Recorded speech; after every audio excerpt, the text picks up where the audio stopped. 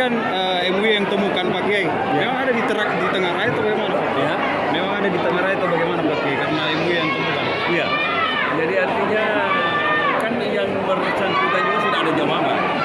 Hanya semacam pengakuannya tidak seperti itu. Nah, jadi kalau misalnya dikatakan bahwa itu mengharamkan daging, ikan dan susu, kalau menurut di sana itu bukan mengharamkan, tetapi tidak memakannya dalam rangka menjaga kesehatan, itu alasannya.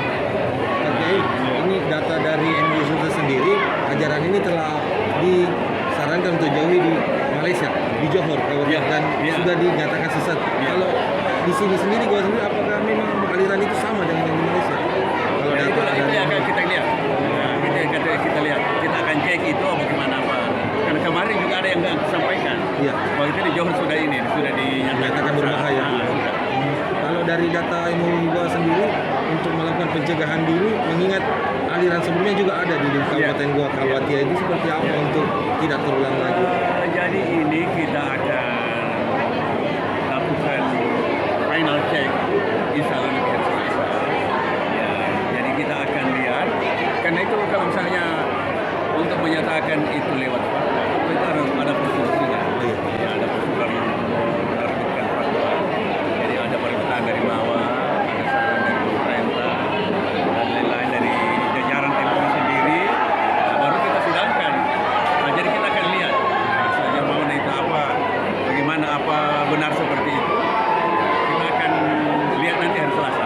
Kalau kewargaan aslinya sendiri, si pemimpinnya Bapak Sucian ini, apakah dia warga asli Goa atau Saya pendatang? menurut informasi bukan asli gua. Bukan asli Goa. Iya, bukan. Berarti Saya belum pernah komunikasi langsung. Belum pernah.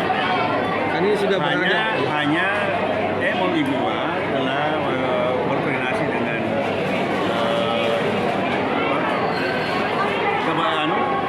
kebangsaan Kesbangpol ya sudah pernah dalam satu pertemuan.